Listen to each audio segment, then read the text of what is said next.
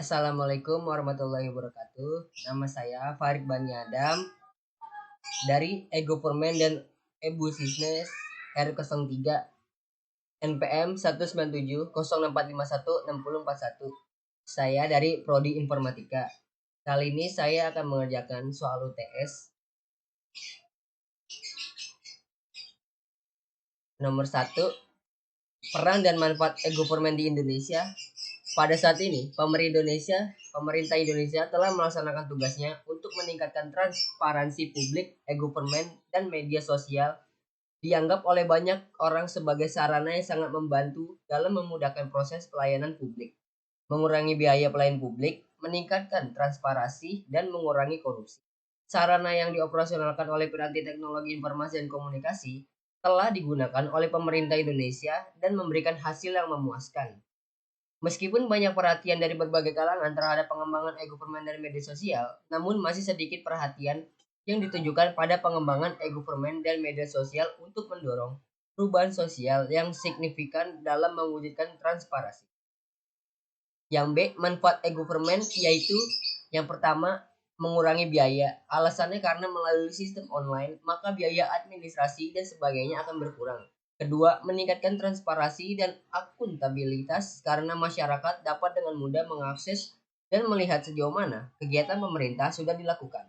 Ketiga, meningkatkan pelayanan publik karena masyarakat akan lebih mudah mengakses pelayanan publik tanpa harus secara fisik datang ke kantor instalasi pemerintah tertentu. Yang kedua, soal nomor 2, ciri-ciri aplikasi e-Government yang baik. Yang ke-1 ada reliable, menjamin bahwa sistem aplikasi akan dapat berjalan dengan handal.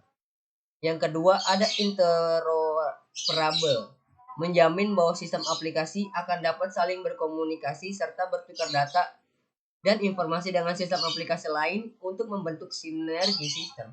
Yang ketiga ada scalable, menjamin bahwa sistem aplikasi akan dapat dengan mudah ditingkatkan kemampuannya, terutama penambahan fitur baru, penambahan user, dan kemampuan pengolahan data yang lebih besar.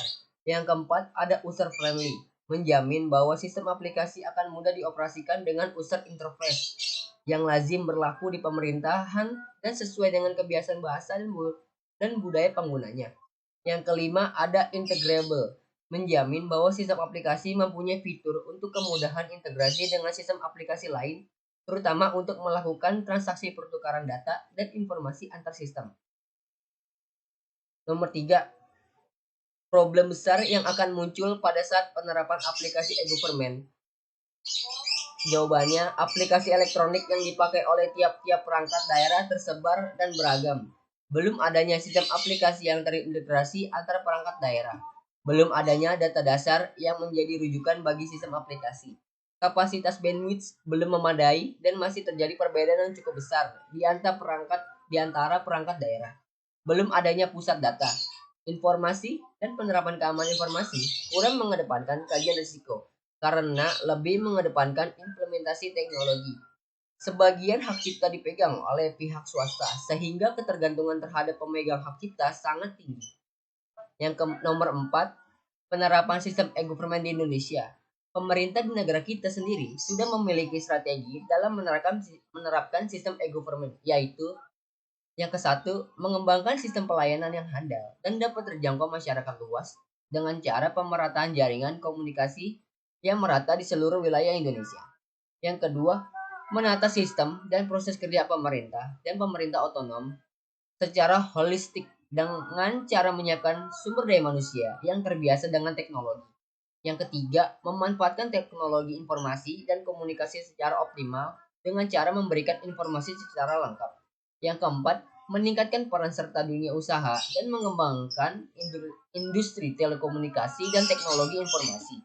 Yang kelima, melaksanakan pengembangan secara sistematik melalui tahapan yang realistik dan terukur, yaitu melalui tahapan persiapan, pematangan, pemantapan, dan pemanfaatan. Soal nomor 5, sinergi pada penerapan sistem e-Government.